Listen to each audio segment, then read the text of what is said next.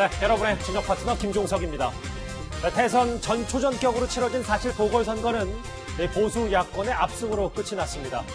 오늘 민주당 지도부는 선거 참패 책임을 지고 결국 총사퇴를 했는데요. 저희가 이 소식을 준비했습니다.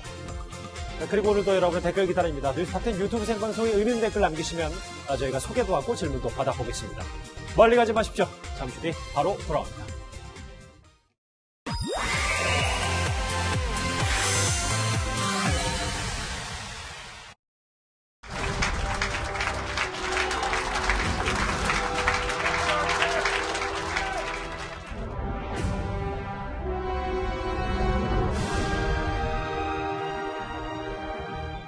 이번 선거의 원인이 정의시장의 성희롱에 있지만 그 피해자분 그분이 업무에 열중할 수 있도록 제가 정말 잘 챙기도록 하겠습니다.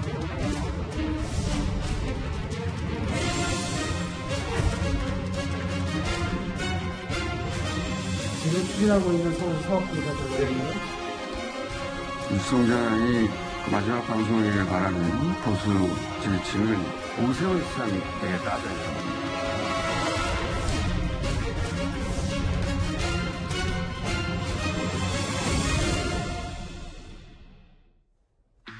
예, 4위와 6위 차례로 만나봅니다. 이번 선거가 보궐선거였기 때문에 오세훈 시장 오늘 곧바로 업무를 시작했습니다. 10년 만에 다시 서울시청에 출근한 셈이 됐는데요. 오늘 일정을 한번 따라가 봤습니다.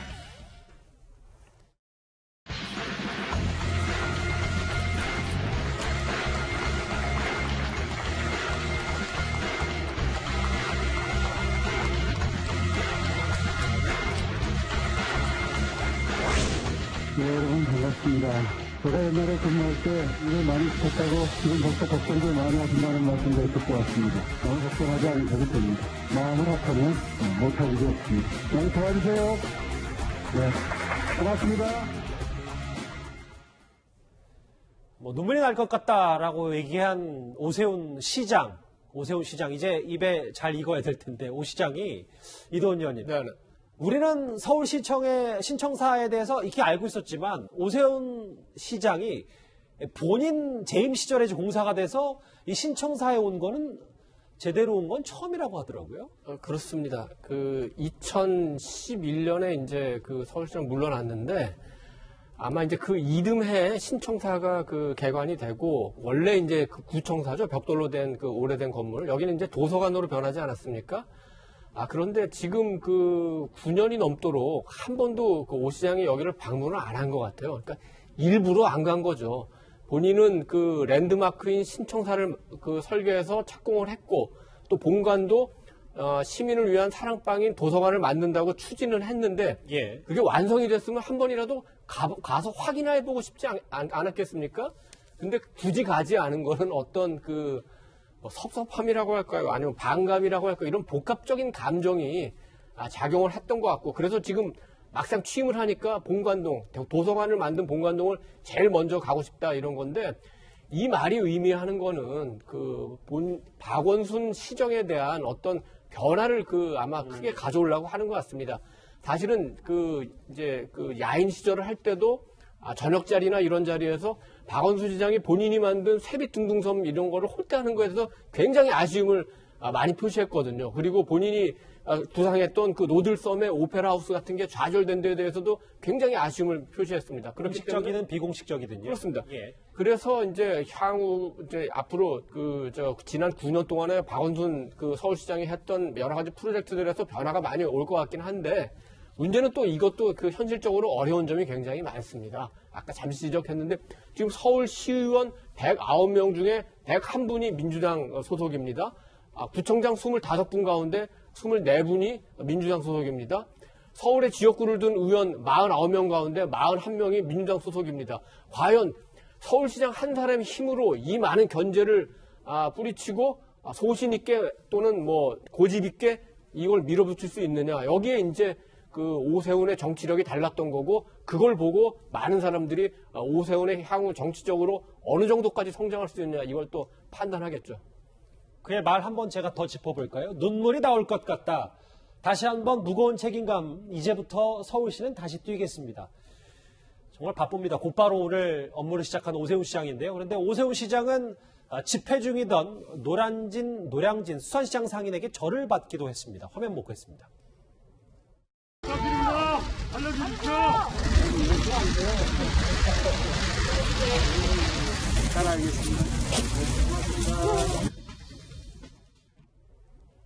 시작부터 능숙하게 오세훈 시장이 후보 시절 슬로건이기도 했는데요. 일단 여러 환영을 받았고, 오 시장은 오늘 박원순 전 시장 성추행 사건이 터진 뒤 특히 더 논란이 됐던 그 6충 시장 집무실에서 서정엽 행정 1부 시장으로부터 인수인계를 받기도 했습니다.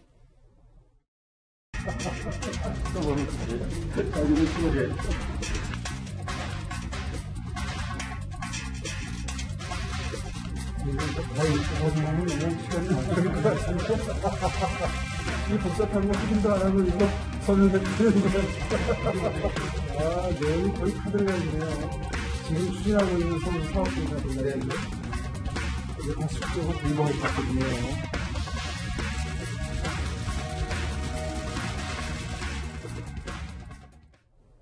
글쎄요, 오늘 하루 일정만 갖고 저희가 여러 가지 깊숙한 해석은 쉽지 않더라도 김태현 변호사님. 네. 박원순 지우기를 이제 시작할 거다라는 해석이 나와서 실제로 박 전 시장 시절에 6충 사람들로 불렸던 최측근들, 물론 지금 그분들은 별정직 공무원들이니까 물론 나간 분들도 있는데 여기에 대해서도 벌써부터 좀 얘기가 나오고 있고. 근데 이제 저 6충 사람들이라는 게 이제 청와대로 정부를 치면 청와대 이제 저 비서실이거든요. 그러니까 서울시장도 행정직이긴 하지만 정치인적 성격을 버릴 수는 없습니다. 박원순 전 시장도 그랬고 오세훈 시장도 그래요. 그러니까 본인이 정무라인, 공보라인 같은 본인의 어떤 특보라든지 그런 비서실 역할을 한 소위 말하는 6충 사람들이라는 거를 구성을 안 할 수는 없어요. 오 시장도 정치인이기 때문에. 당연히 구성을 해야 됩니다. 다만 어느 정도로 구성해서 그 사람들이 본연의 정무나 공보 업무를 넘어서서 시정을 좌지우지할 수 있게 소위 말해서 그렇게 할 수 있게 전행을 할 수 있게 놔두느냐, 그게 아니라 정말 정무와 공보 라인만 책임지게 하느냐의 그 차이인 거지 6충 사람들이라는 걸 그 비서실을 없앨 수는 없는 겁니다. 그건 정부긴 당연히 필요한 거예요. 시장 정치인이니까. 근데 중요한 건 이런 거죠. 소위 말해서 박원순 전 시장 지우기다라고 했을 때 두 가지일 거예요. 하나는 인사.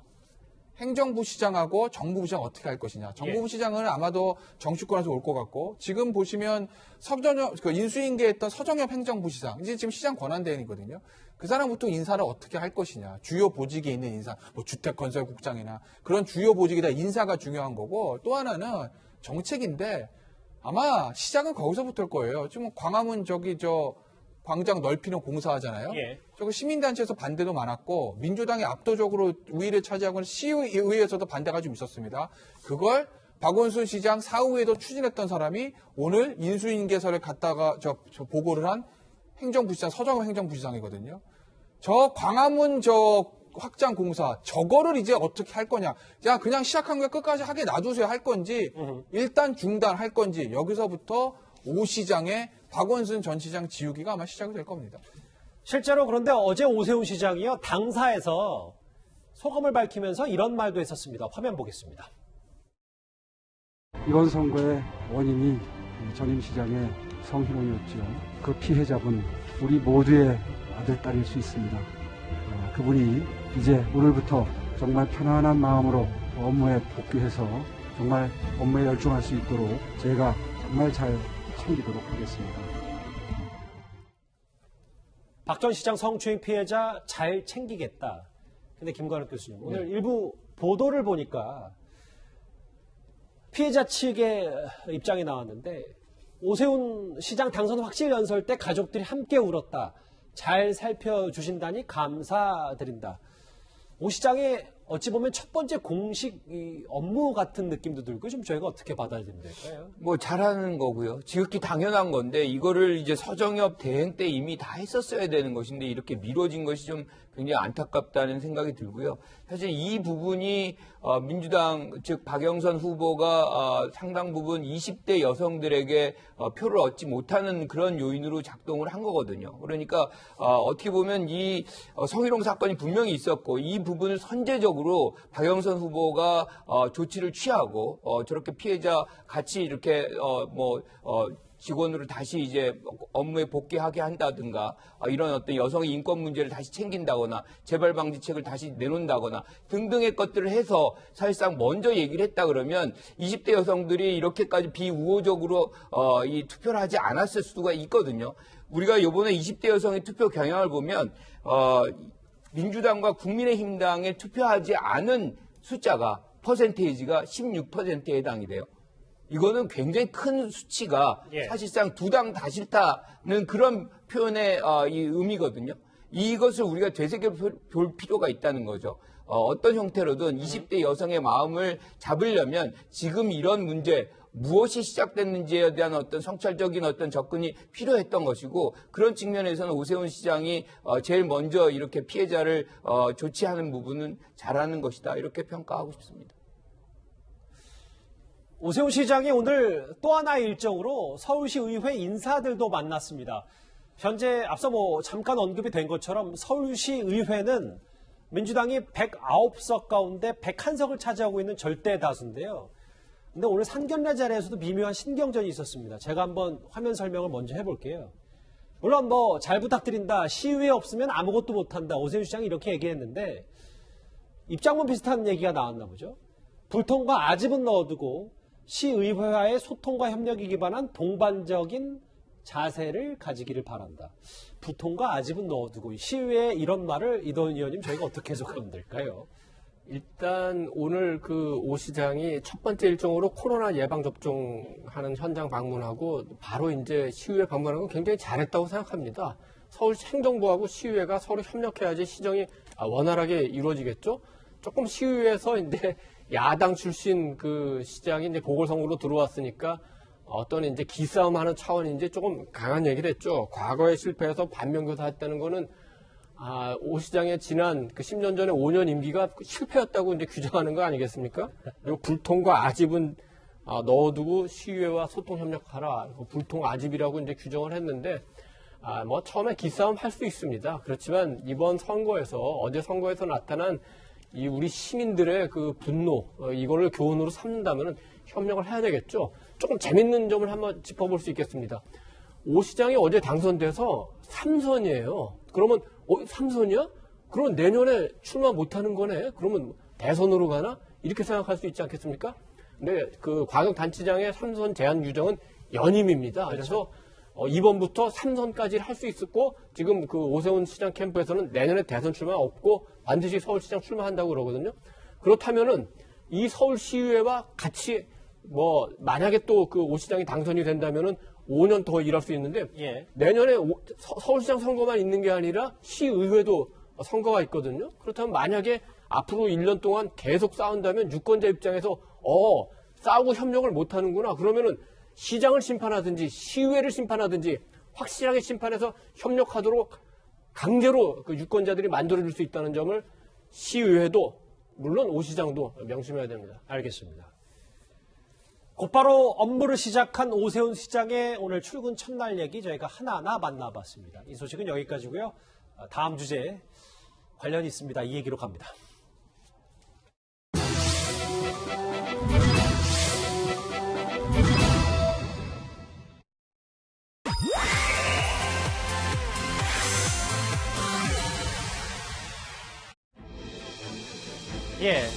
오세훈 시장의 당선으로 서울 시민의 세금으로 정치 편향된 것 아니냐라는 비판을 받고 있는 김어준 씨 방송에 대한 논란이 꽤 클 것 같습니다. 김어준 씨 어제 개표 방송에선 이런 말을 했습니다.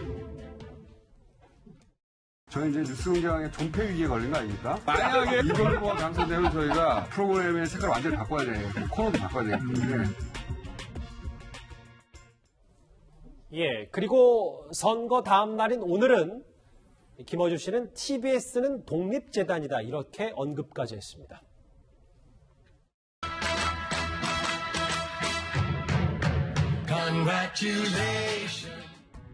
그리고 막방이길 바라는 분들도 많을 텐데 그게 어렵습니다, 여러분. 오세훈 당선자 덕분이에요.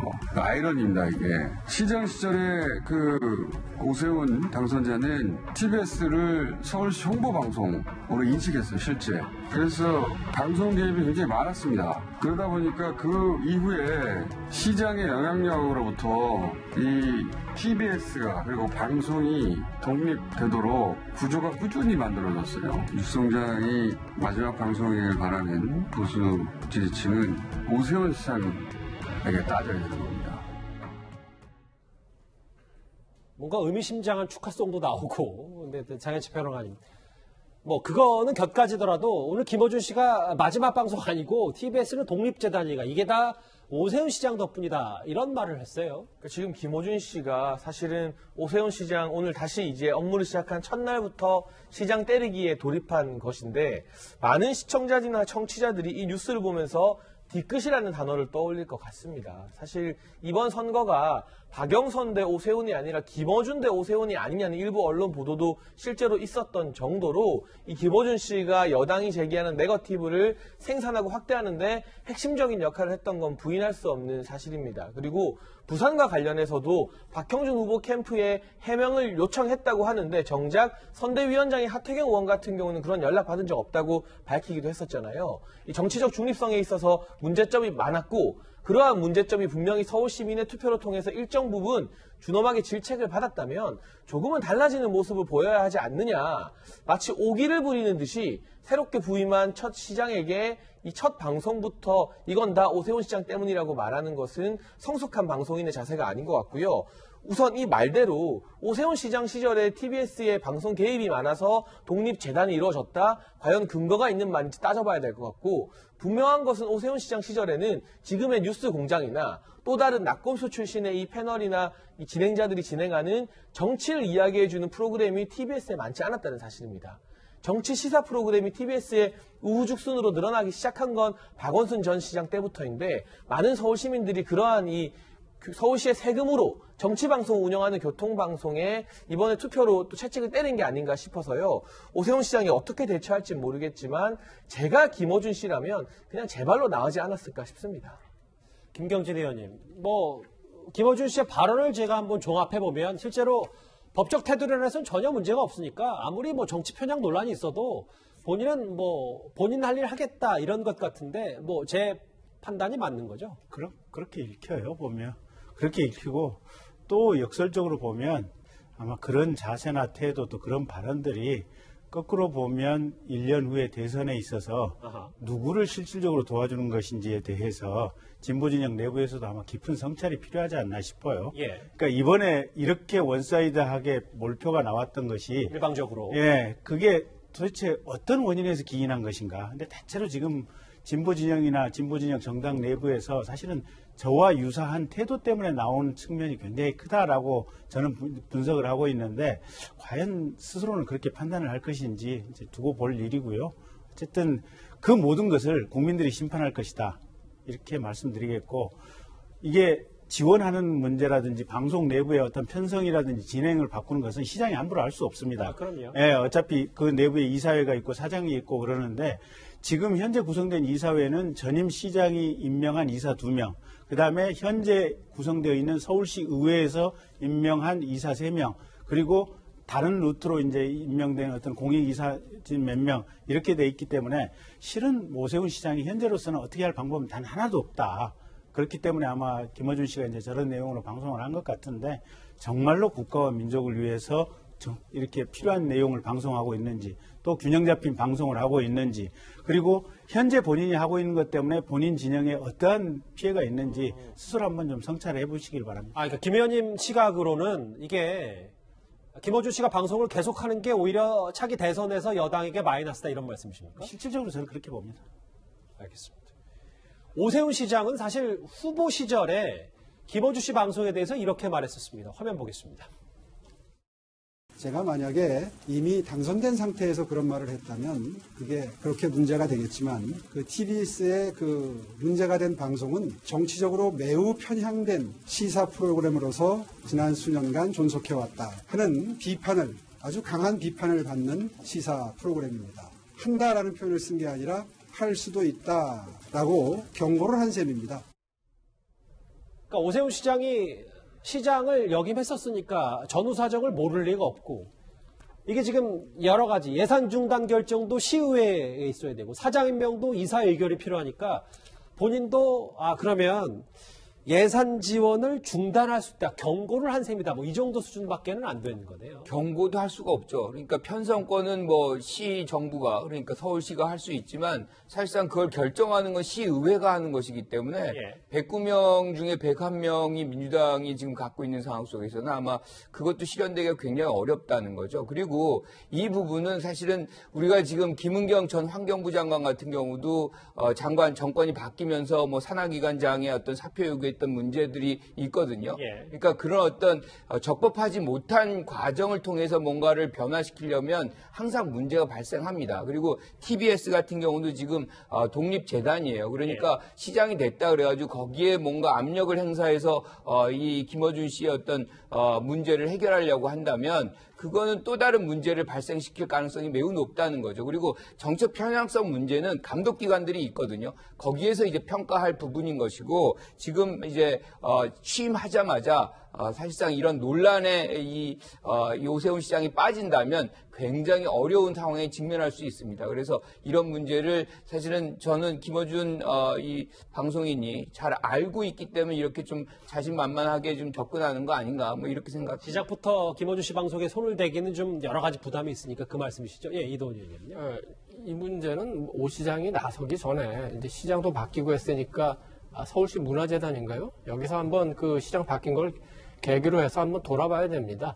사실은 지금 뭐 생태탕 빼라고 뭐 논란 이전에도 이 김어준의 그 뉴스 공장은 굉장히 많은 문제점이 있었어요. 작년 8월에 그 국회에서 야당 의원이 공개한 자료를 보면 한국방송광고진흥공사가 실시한 그 라디오 매체 그 조사, 이용 행태 조사 보면 유익성, 신뢰성, 중립성, 정보의 시의성, 흥미성 5개 항목에서 전부 이 프로그램이 최하위예요. 그래서 교통방송에서 시사 프로그램을 할 필요가 있느냐.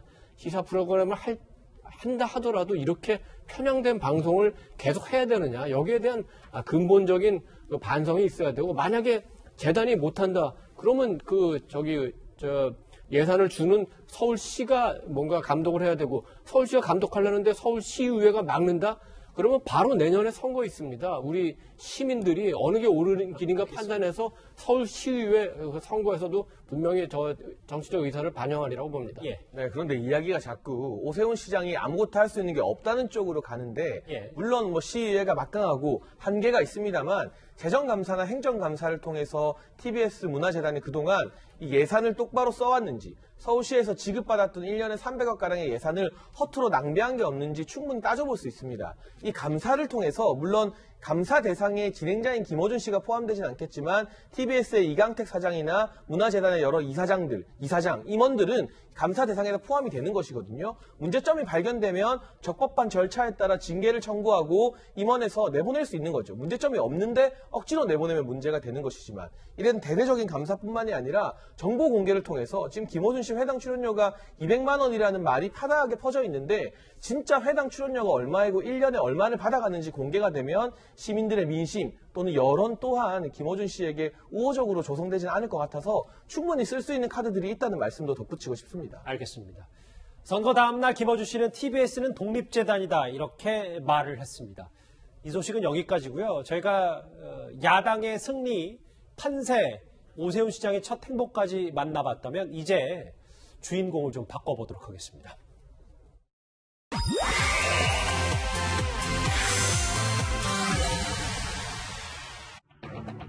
예. 대선이 채 1년도 남지 않았는데 당헌 당규까지 바꿔가면서 이번 선거에 총력을 다했던 민주당 내상이 참 심각합니다. 결국 오늘 민주당은 선거 참패에 책임을 지고 지도부가 총사퇴하기로 했습니다. 화면부터 만나보겠습니다.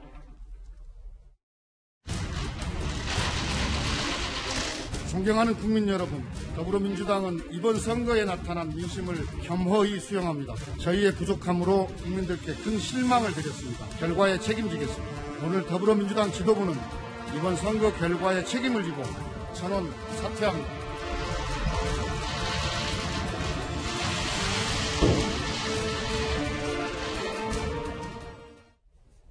글쎄, 어느 정도는 예상된 수순이었을 수 있는데, 김경진 의원님, 저는 질문을 조금 바꿔서 이렇게 얘기를 하고 싶어요. 이렇게 170석이 넘는 거대 여당, 거대 정당이 비대위를 구성하는 것도 어찌 보면 참 이채로운 건 아닌지 모르겠습니다. 근데 지금 당장 할 수 있는 게 뭐 그것밖에 없으니까요.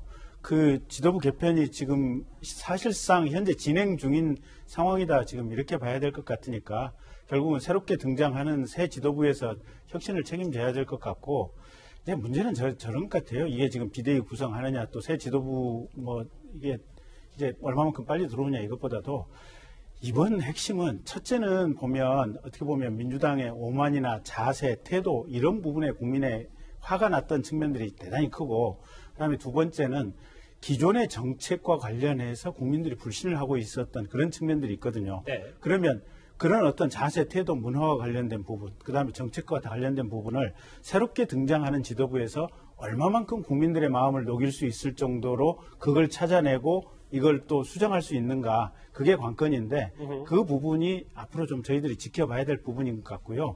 지금 현재 뭐 사실 손혜원 의원 같은 경우는 지금 현재 뭐 민주당하고 상관은 없고 또 이제 과거에 이제 여러 가지 민주당에서 목소리를 높여왔던 스피커 그룹들 같은 경우 사실은 그렇게 지금 목소리를 많이 안 내고 있는데 예. 그 그룹들이 과거와 똑같은 방식으로 어떻게 보면 또 똑같은 내용으로 얘기를 하게 된다면 국민들 입장에서는 아마 내년 대선 때 대단히 심하게 또 매를 때리지 않을까, 매를 들지 않을까 그렇게 예상해 봅니다. 뭐 검찰 개혁들을 또 계속 외치면 뭐 이렇게 분석하시죠. 여러 가지 내용들이 포함되어 있겠죠. 예. 근데 일단 이렇게 고개를 숙이고 민주당 지도부 전원 사퇴해서 책임을 지겠다라는 오늘 민주당 입장이 나왔는데요. 근데 다음 장을 보겠습니다. 오늘 일부 언론을 통해서 보도된 내용은 오늘 민주당 지도부에서 최고위가 진행이 될 때 안에서 비공개일 때 이게 뭐야? 이게 쇄신이야? 아니 이게 쇄신이야? 뭐 이런 어찌 보면 고성 아닌 고성 좀 파열음이 좀 들렸던 모양입니다. 네, 현재까지 언론 보도를 종합해 보면 이게 쇄신이야라고 고성을 저지른 의원이 누구인지는 특정이 안 되고 있어요. 예. 그런데 지도부 총사퇴에 반대했던 일부 이 지도부는 이름이 나오고 있습니다. 대표적인 게 신동근 최고위원인데요. 신동근 최고위원을 비롯해서 몇몇 최고위원들은 지도부 총사퇴에 반대했다고 합니다. 그런데 결과적으로는 이 김태년 원내대표, 당대표 권한대행의 어떤 리더십 아래에서 지도부가 총사퇴하는 것으로 결론이 났는데 여기서 참 웃지 못할 해프닝이 벌어진 것 같습니다. 지도부 총사퇴에 반대했던 신동근 최고위원이 중간에 자리를 박차고 나옵니다. 그리고 본인은 지도부 총사퇴 반대해놓고 한창 그 의원들 사이에 회의가 벌어지고 있는데 SNS를 통해서 가장 먼저 최고위원 자리를 내려놓겠다고 글을 올린 겁니다. 회의에서는 반대해놓고 뒤로 돌아서서는 최고위원 반대, 마치 뭔가 솔선수범하는 듯한 글을 올렸기 때문에 지금 민주당 내부에서 구 최고위 내부에서도 이 신동근 최고위원을 향한 내부적 불만이 들끓고 있다고 언론 보도가 나오고 있고요. 결과적으로는 역사적인 대패 아니겠습니까? 서울 같은 경우는 25개 구에서 모든 구에서 사실 보수 야권이 승리한 경우 전례를 찾기가 힘든데 이런 대패를 당하고도 최고위 내부에서도 책임 공방, 사퇴를 하느냐 마느냐, 그리고 사퇴를 안 하겠다고 했다가 뒤돌아서서 내가 먼저 사퇴하겠다, 이렇게 지금 지도부와 전혀 합의되지 않은 이야기를 올리는 것 등등 이 모습을 보게 되면 민주당이 과연 제대로 반성을 하고 있는 것인가, 혹은 너무 큰 충격 때문에 우왕좌왕 갈피를 못 잡고 있는 것은 아닌가 하는 생각이 듭니다. 예. 이게 왜 셋이냐 이 얘기가 나온 이유는 지금 화면에 나오고 있는 그 도종환 비대위원장이 대표적인 그 친문 인사 아니겠습니까? 그리고 또 이번에 같이 비대위원회 뽑힌 뭐 민홍철 의원, 이하경 의원 이런 분들이 친문일 뿐만 아니라 지금 논란이 되고 있는 민주주의 4.0 그 멤버들입니다. 그다음에 신현영 의원, 뭐 오영환 의원 뭐 이런 분들은 그냥 비례대표 그 친문에서 그 공천받아서 온 사람이기 때문에 사실상 친문 비대위고 지금 곧바로 원내대표하고 이제 대표 경선이 열리게 되지 않습니까? 예. 그렇게 되면은 원내대표에서도 친문 인사가 대표가 될 가능성이 굉장히 높게 좀 유도하는 거 아니냐. 그리고 당권 경쟁에서도 그렇게 하는 거 아니냐 하면은 아니 선거에서 이긴 국민의힘도 지금 초선 의원들이 나서서 영남당 탈피하자고 자기 반성하는데 선거에서 참패를 한 지금 그 여당 그것도 핵심 세력이라는 친문이 자기들 당권 유지하겠다고 이렇게 비대위원장을 사실 당원 당규에도 별 근거도 없이 갑자기 비대위원장을 내세운 거거든요. 이게 지금 이 친문의 이 패권주의가 말이 되느냐 여기에 대한 불만이 터져나온 겁니다. 뭐 이동현 의원님의 전반적인 논평을 잘 저도 들었는데 실제로 근데 앞서 뭐 신현영 의원이나 오영환 의원 같은 경우는 물론 뭐 친문에서 뭐 공천을 받고 비례대표 된 것도 있지만 직능변에서도 뛰어난 활약을 보인 분들도 있으니까요. 그래서 좀 그렇게 정리하겠습니다. 비대위라는 것이 비대위원장하고 핵심 인사들에 의해서 진행되고 사실 이제 어떤 전문가들은 거기에서 이제 핵심적인 역할을 한다고 보기는 굉장히 어렵다고 봐야죠. 알겠습니다. 그럼 김관욱 교수님, 정말 오늘 뭐 총사퇴 5분 전에 고성이 오고 왔다는 것처럼 도종환 비대위원장 물론 일주일짜리 임기더라도 이게 누군가가 봤을 땐 민주당이 좀 바꿀 수 있는 의지가 있느냐 이런 지적엔 동일하십니까? 어떻게 보면 총사퇴를 위한 비대위였다라고 저는 규정을 하거든요. 그러니까 총사퇴를 해야 되는데 비대위가 존속할 수 있는 시간은 일주일뿐이 없어요. 그런데 그 부분을 누구한테 맡길 것이냐.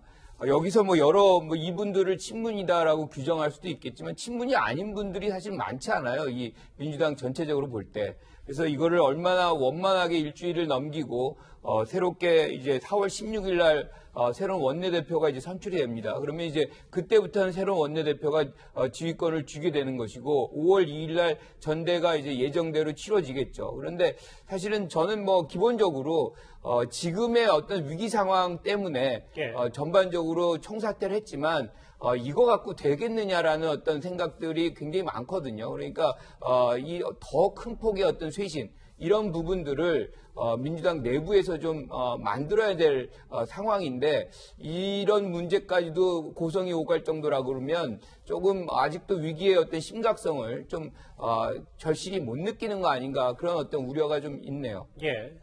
앞서 저희가 뉴스탑10 앞부분에 여러 개표 결과를 말씀드렸는데 예견된 민주당의 참패라는 평가가 줄을 잇고 있습니다. 당 내부에서조차 애초에 후보를 내지 말았어야 하는 건 아니냐라는 얘기가 벌써부터 나오고 있는데요. 시작은 당원 당규를 바꾼 이 목소리부터였습니다. 후보를 낼 것이냐 여부에 대해서는 여러 논의가 있고 비판도 있습니다. 그것을 저도 알고 당원들께서는 후보자를 내서 유권자의 심판을 받는 것이 옳다 하는 판단을 내려주셨습니다. 이명박 시장과 한 세트였지 않습니까? 이명박 대통령 시절의 시장이요. 거짓말을 난무하는 서울시를 시민들이 원하지 않기 때문에 거짓말이라고 하면 중요한 것입니다. 박영선 후보의 존재 자체가 거짓말 아닙니까? 아니 후보 안 내긴 하지 않았습니까? 선거든 역사든 가정은 없습니다만 김경진 의원님 당원 당규를 바꿨다. 이 부분에 대해서 지금 어제 밤부터인가요? 민주당 내부에서도 애초에 깨끗하게 후보를 내지 말았어야 된다. 이렇게 열심히 싸워서 이런 패배를 얻은 게 무슨 의미가 있냐. 이런 의미도 이런 목소리도 좀 있는 것 같더라고요. 그런 목소리가 어느 정도 타당성이 있죠. 일단 이게 후보를 안 냈다면 자연스럽게 책임을 지는 모습을 국민들에게 보여줄 수도 있고 그래서 국민들이 화가 안 날 수도 있었던 상황인데 특히 중간에 지금 정의당 전임 당대표 문제가 생겼을 때 정의당 같은 경우는 과감하게 지금 후보 내는 것을 포기하지 않았습니까? 그렇네요. 예, 그런 부분들이 이제 상대적으로 좀 대비가 됐고 또 가령 이제 저게 당헌을 개정을 해서 후보를 냈다고 하더라도 최소한 이 국민들에게 국민이나 피해자에게 진심으로 사과하는 어떤 목소리만이라도 아주 일관되고 강력하고 꾸준하게 냈다고 한다면 사실은 저 피해가 그렇게 크지 않았을 수도 있었는데 선거 과정에서 임종석 전 실장 얘기라든지 또 피해 호소인 논란이라든지 이런 부분들이 20, 30대 여성들 같은 경우는 이게 사실은 민주당으로부터 많은 표심을 돌리게 하는 결정적인 요인이었다 이렇게 지금 분석이 되고 있는 거 아니겠습니까? 잠시만요. 그러니까 임종석 전 실장의 SNS 얘기는 박원순 전 시장을 옹호하고 두둔했다 이 말씀이시죠? 예, 그런 부분들이요. 그래서 저것 안 냈으면 사실 지금 현재의 혼란 상황이라든지 이런 것들 근본적으로 피할 수 있었고 책임지는 자세였다라고 비춰줄 수 있었는데 굳이 바꿔서 내면서 그 이후에 행동들이라든지 선거 과정에 있었던 상황들이 더 상황을 악화시키는 방향으로 갔다. 그렇기 때문에 저 부분에 대한 판단은 어쨌든 애초에 잘못됐다 이렇게 볼 수 있는 것 같습니다. 김 의원님이 지금 당원 당규를 고치고 그 이후의 행동들, 태도들 말씀하셨는데 민주당은 선거 기간 내내 부동산 정책 실패를 사실상 다 인정하면서 오세훈 후보의 부동산 네거티브에만 집중하다가 완패를 했다 이런 평가가 나오기 때문에요. 그 충격은 더 클 수밖에 없습니다. 내곡동 땅이 민생하고 또 어떻게 연결이 됩니까? 내곡동 땅은 민생하고 관련이 없습니다. 어떻게 연결이? 혹시 생태탕 때문에 관계가 되나요? 생태탕. 그럴 수 있겠네요. 가르쳐 주셔서 감사합니다. 당원 당규 고쳐서 어렵게 후보를 냈고, 근데 이제 중간중간에 부동산 문제가 터지면서 실패를 인정할 수밖에 없었고, 여기에 더해서 물론 뭐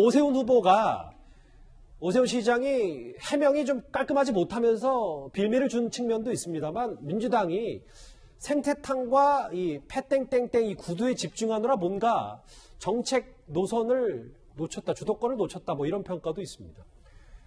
그러니까 지금 제일 지금 나온 기사 중에서 재밌는 기사가 내곡동에서도 오세훈 후보가 더블 스코어로 이겼다는 거 아닙니까? 그러면은 생태탕이나 하얀 면바지, 그다음에 명품 이름을 얘기는 안 합니까? 패땡땡땡 그게 전혀 영향을 못 미친 건가? 아니면 오히려 반감을 일으킨 건가? 이렇게 생각할 수 있는데, 아까 우리가 토론했지만 강남구 전체에서 오세훈 후보가 박영선 후보를 더블 스코어 차이로 이겼습니다. 그렇기 때문에 이 생태탕과 구두 이슈가 영향을 별로 못 미쳤다고 봐야 되는데, 그럼 왜 그러냐? 아마 강남 유권자들이, 그리고 우리 서울 시민들이 다 알아요. 그게 본질이 아니라는 거는. 만약에 이게 정말 문제가 된다면은 오세훈 후보가 서울시장 재직 시절에 시장을 권한을 남용해가지고 자기 처가 땅에 이익을 줬다거나 아니면 내부 정보를 이용해가지고 투기를 했다거나 이렇게 해야 되는데, 그게 아니지 않습니까? 1970년에 상속받은 땅을 정부가 수용하니까 거기에 응한 것 뿐이에요. 그리고 2006년은 오세훈 시장이 당시 시장도 아니었고 국회의원도 아니고 그냥 변호사였습니다. 측량을 하러 가던 생태탕을 먹으러 가던 하얀 면바지를 입던 아무 문제가 없는 겁니다. 아무리 막판에 정치적으로 여당에서 뭐 최선을 다해서 무슨 아까 얘기했던 TBS라든지 이런 걸 통해서 굉장히 논란을 만들고 싶어 하긴 했지만, 우리 유권자 수준이 그거보다는 위에 있습니다. 예, 김관욱 교수님. 이 질문과 함께 들으면서 앞서 자막에도 잠깐 나갔는데, 내곡동에서조차 오세훈 시장이 박영선 후보를 2배 가까이 앞섰다. 이게 좀 여러 가지 많이 회자가 좀 되더라고요. 제일 중요한 어떤 유권자들의 결정 포인트는 정권 심판론이었어요. 그러니까 사실상 내곡동 땅이라든가 용산 참사 발언이 잘 돼서 또는 의혹이 없어서 그런 것이 아니라 더 중히 여긴 것이 정권 심판론이었기 때문에 거기다가 투표를 한 것이지, 그 부분에 대해서 우리가 좀 호도를 안 했으면 좋겠어요. 그 문제 자체도 굉장히 심각한 문제들이 이게 내재되어 있습니다. 우리가 2007년으로 돌아가면 이명박 전 대통령이 BBK 다스 아닐 거를 보니까 아니라 그랬잖아요. 나중에 다 드러났잖아요. 민심을 왜곡하는 부분이 있기 때문에 이 부분들은 분명히 검증이 들어가야 되는 거거든요. 그리고 아까 이제 민주당에서 중대한 잘못을 했을 때 후보를 안 낸다. 저는 그런 어떤 이 당원 당규 자체가 잘못됐다고 생각을 해요. 뭔가 잘못된 거면 그 자체로서 유권자들한테 사실상 심판을 받아야지 왜 스스로가 그걸 정리합니까? 그래서 이번에 심판 받은 거거든요. 그래서 저는 그 부분에 대해서는 문제가 없다고 보는 것이고, 이러한 상황 속에서 민주당이 이제 해야 되는 일은 실질적으로 잘못된 부분들을 지금 김 의원님 말씀하셨지만 깔끔하게 정리를 하고 반성하고 사과하고 재발 방지 대책을 세웠다 그러면 이 문제에서 굉장히 자유로웠을 텐데, 그것을 못한 것들이 더 안타까운 부분이고 지고서도 굉장히 깔끔하지 못한 부분들이 남아 있는 것이다. 저는 이렇게 평가하고 있습니다. 예, 알겠습니다. 좀 의견이 다르시네요. 일단 내곡동에서조차 오세훈 시장이 박영선 후보를 크게 이겼다 라는 얘기 있는데, 좀 관심이 가는 동네를 한번 곳을 살펴보겠습니다. 장혜철 평론가님. 고민정 의원이 꽤 이번 선거 내내 박영선 후보 못지않게 좀 관심을 많이 받았거든요. 그런데 SNS에서 야당 지지자들이 고민정 의원을 해서 엑스맨 의원님 감사하다, 의원님 덕분에 오세훈 시장이 당선됐다, 이런 글쎄요. 조금 이제 짓궂은 댓글들도 달고 있는데, 근데 좀 중요한 건 여기 광진 을에서도 오세훈 시장이 과거에 낙선했던 곳인데 이겼다면서요? 네, 많이 이기는 결과가 나왔죠. 그리고 뭔가 인격적인 모독 내용이 있다면 악플인데, 그게 아니라 저 정도로 고민정 의원의 SNS 덕분에 이 오세훈 후보가 이기는데 도움이 됐다는 의견 정도는 정치인이 당연히 받아들여야 될 의견이 아닌가 싶습니다. 전제로 두고요. 사실 고민정 의원이 피해 호소인 호칭 논란으로 캠프직에서 내려오면서 많은 물의를 빚었습니다. 논란이 있었고요. 징계를 받은 것도 아니고 당 차원에서 뭔가 엄중한 경고가 있었던 것도 아닙니다. 자진 사퇴한 거예요. 그렇다면 그 이후에 SNS 홍보 활동이나 사진 올리는 것들 좀 자제하면서 선거 운동을 아예 안 할 수야 없겠지만 좀 묵묵히 백의종군하는 게 올바른 자세가 아니었겠나는 생각이 들고요. 지금 보시는 것처럼 피곤해 지쳐 잠들어 있는 사진, 그리고 시민의 품에 안겨서 울고 있는 사진, 이런 사진, 감성 사진들이 논란이 많이 되었는데 결국 이 사진들이 전하는 메시지는 나 이만큼 힘들다. 그런데 나 이만큼 열심히 하고 있다는 걸 지층에게 보내는 거잖아요. 결정적인 패착이 무엇이었느냐. 지금 코로나 국면과 여러 부동산 때문에 서울 시민과 대한민국 국민들이 더 힘들거든요. 울 수 있으면 하루에 3번이라도 울고 싶은 게 아마 요즘 국민들 마음일 겁니다.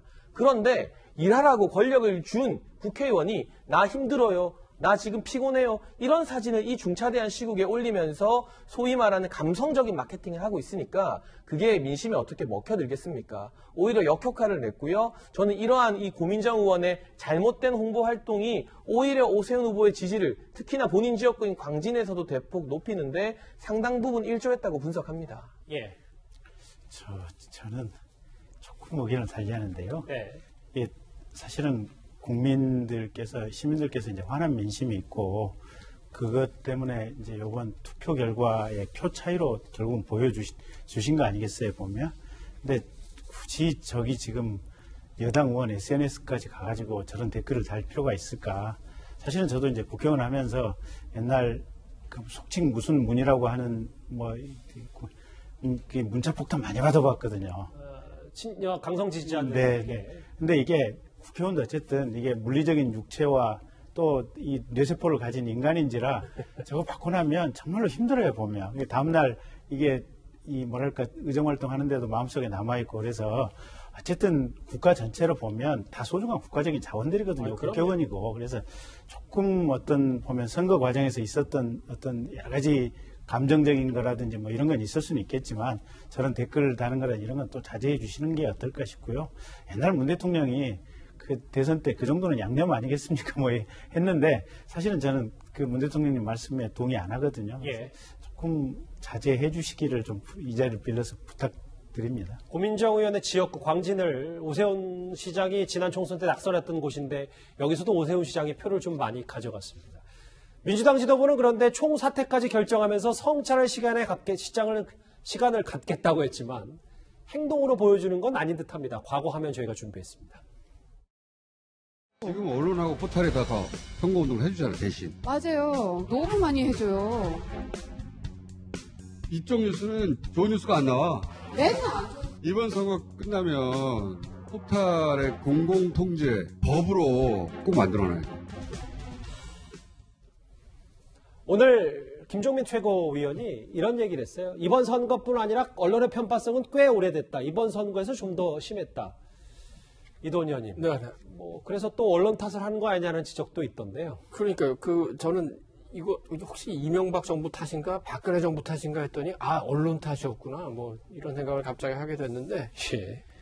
지금 이제 우리 김종민 최고위원이 얘기하는 게 쉽게 얘기하면 이제 내곡동 문제를 왜 이렇게 이른바 이제 메인 언론에서 많이 다루지 않았느냐 이 문제를 제기하는 것 같은데 김 의원도 예전에 이제 약간 기자 생활을 했습니다. 언론노봉과 기자협회 이런 데서 기자 생활을 했기 때문에 어느 정도 알 텐데 우리 지금 언론에서 가장 중요한 기능 중에 하나가 게이트키핑이에요. 그래서 어떤 이제 의혹이 제기됐을 때 단순히 그걸 전달하는 게 아니라 이게 기사로서의 가치가 있는지 아니면은 제기할 만한 어떤 신빙성이 있는지 이런 걸 먼저 따집니다. 근데 내곡동 생태탕이나 페라가 이런 거는 본질과는 벗어난 문제예요. 본질은 서울시장으로서 권력을 남용했느냐, 내부 정보를 이용했느냐.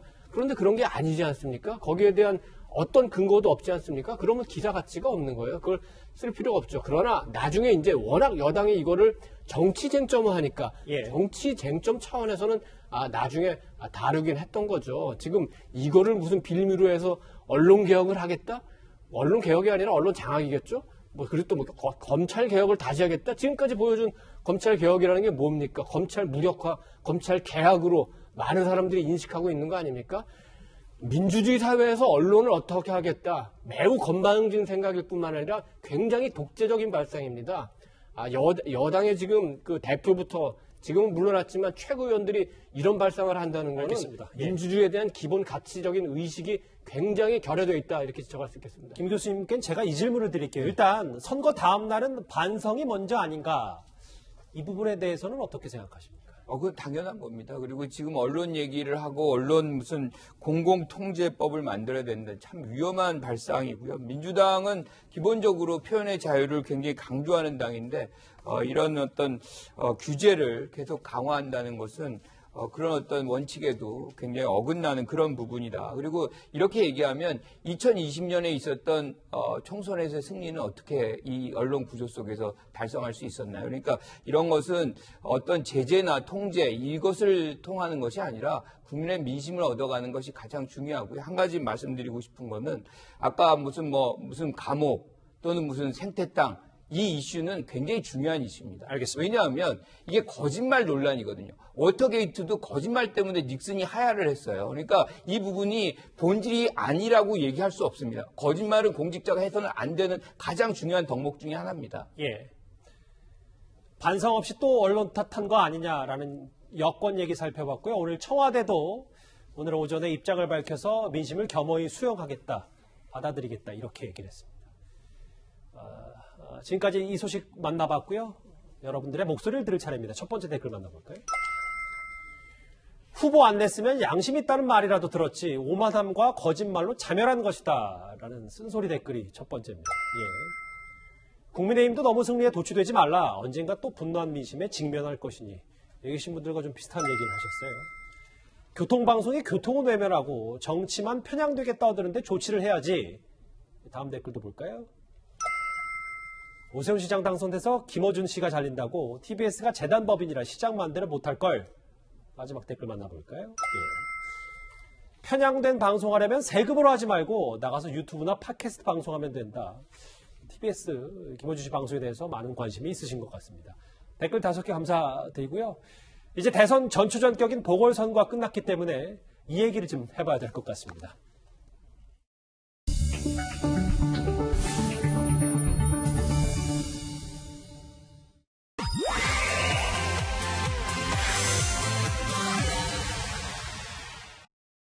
안철수 목이 터지더라도 야권 단일 후보 오세훈 후보를 100번 1000번 외치겠습니다.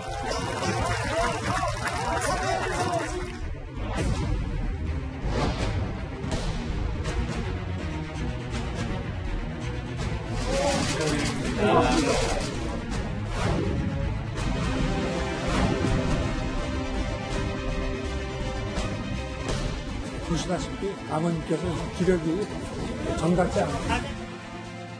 윤석열까지도 정진시켜서 우리가 하나가 되겠습니다, 여러분.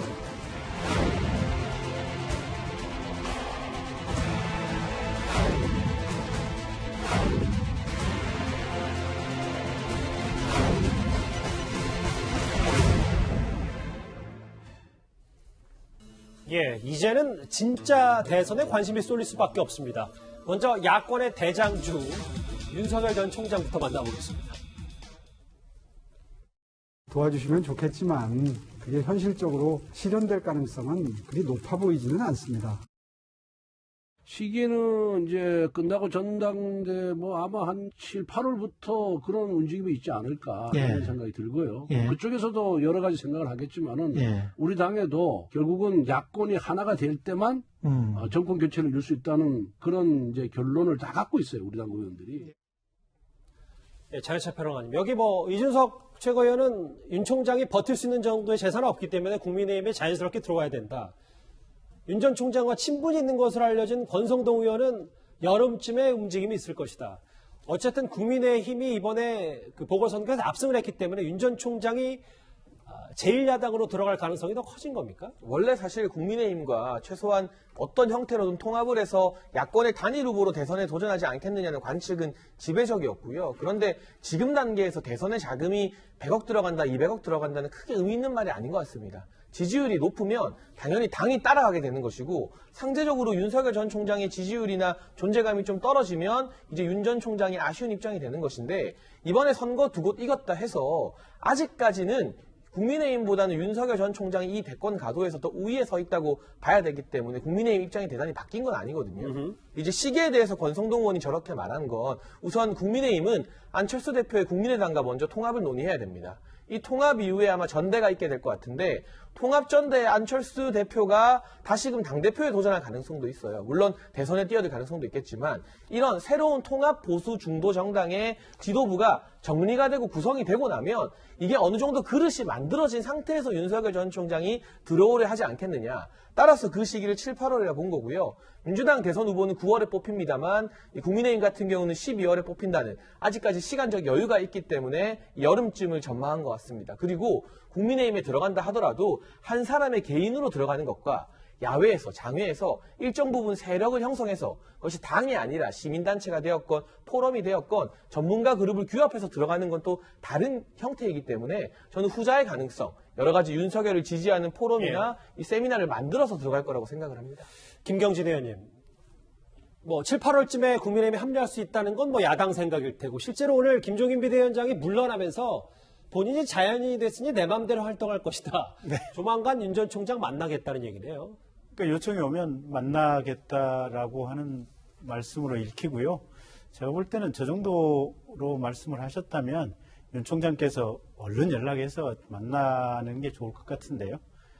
시간이 그렇게 많이 남지 않았다 이런 말씀이시죠? 시간이 그러니까 이제 전면 등장하는 시간은 앞으로 2달이 됐건 3달이 됐건 조금 있을 수는 있는데 제가 볼 때는 김종인 비대위원장이 보여줬던 능력이라든지 지금까지 정치사에서 대통령들 탄생시키고 거의 죽어가는 정당들 부활시키고 이런 것들을 가지고 보면 정치에 대한 대단한 제한을 가지고 계신 분이고 그분이 관심과 애정을 가지고 만날 뜻이 있다고 얘기를 할 정도라면 사실 만나서 얘기를 듣는 게 맞죠. 그래서 신속하게 만나고 그분 얘기를 들어보는 것이 제가 볼 때는 윤 총장한테 대단히 좋은 거고 저 말씀은 내가 당신한테 호의가 있으니까 당신 빨리 연락하는 형태를 취해달라. 연락해. 이런 취지로 읽히고요. 그 말씀 나왔을 때 얼른 연락하는 게 제가 볼 때는 최선인 것 같습니다. 김경진 의원님이 얼른 신속이란 단어 쓰셨는데 김관욱 교수님. 윤 전 총장이 정말 빨리 만나야 될 수도 있는 이유. 물론 여론조사마다 각기 다른 좀 포인트들이 있습니다만 가장 최근에 있었던 차기 대선 주자 지지율, 그러니까 4월 5일부터 7일 월화수에 조사했던 대선 주자 지지율은 이재명 지사에 의해서 2위거든요. 근데 워낙 등락폭이 커요. 40%까지 올라간 적이 있고 지금 18%까지 내려온 것이 있기 때문에 어떤 것이 실질적인 지금 국민들의 어떤 지지율인지를 판단하기 굉장히 본인으로서도 어렵고 국민들도 어려운 상황에 있습니다. 그래서 이 부분은 윤석열 전 총장이 상당히 신중하게 좀 접근할 필요가 있고 이번 선거에 국민의힘당 후보가 당선이 됐지만 전 거기에 크게 의미가 없다고 생각하고 이번 선거 결과의 의미는 국민들이 사실상 현 정권의 어떤 심판의 어떤 시각이 굉장히 크다는 것을 이제 갖고 있기 때문에 이 부분은 윤석열 전 총장에게 굉장히 정치 참여에 유리할 수 있습니다. 그래서 그런 어떤 상황을 본다 그러면 조만간에 어떤 정치적 선택을 하지 않을까 이렇게 생각합니다. 이동훈 의원님, 저희가 준비된 시간이 1분 정도 남았는데 오늘 참 이슈들이 많다 보니까 이 인물도 사실 비중 있게 좀 다뤄볼 필요가 있었는데 내일도 시간이 있으니까요. 안철수 대표가 오세훈 시장 지원 유세에 19번 정도 나갔다. 이런 몸을 던진 유세 때문에 몸값이 올라갈 수 있고 합당도 지금 진행 중일 것이다. 어떻게 좀 논평하십니까? 이번 선거에서 굉장히 중요한 역할을 했죠. 선거라는 게 인물, 정책 구도인데 인물과 정책이 실종된 가운데 구도, 진보와 보수가 중도를 어떻게 차지하느냐의 싸움이었는데 중도를 대표하는 안 후보가 보수와 손을 잡았으니까 보수에게 굉장히 유리한 선거였고 또 단일화해서 낙선했지만 끝까지 최선을 다해서 지원 유세를 해준 게 국민의힘에도 도움이 됐지만 본인의 정치적 자산을 형성하는 데도 굉장히 큰 도움을 됐습니다. 합당 문제는 아마 4월 8일부터 얘기한다고는 얘기 나오지만 4월 8일이 아니라 8월이 돼도 아마 잘 되지 않을 가능성이 굉장히 많아 보입니다. 왜냐하면 국민의힘은 이미 너무 배가 부르고 국민의당도 거기에 끌려가고 싶지 않아 하는 것 같습니다. 안철수 대표 얘기는 저희가 내일도 좀 이어서 할 수 있을 것 같습니다. 뉴스톱 10 이제 마지막 주제가 기다리고 있습니다.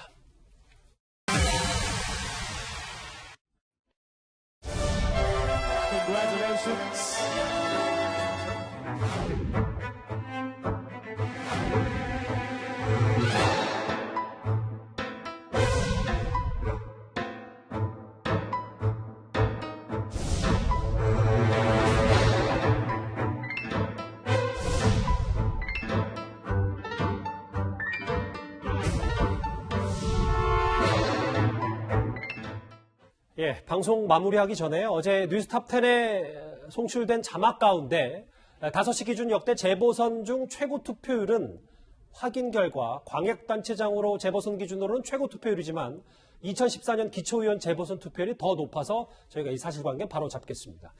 목요일 뉴스탑10 준비한 소식은 여기까지입니다. 여러분 고맙습니다.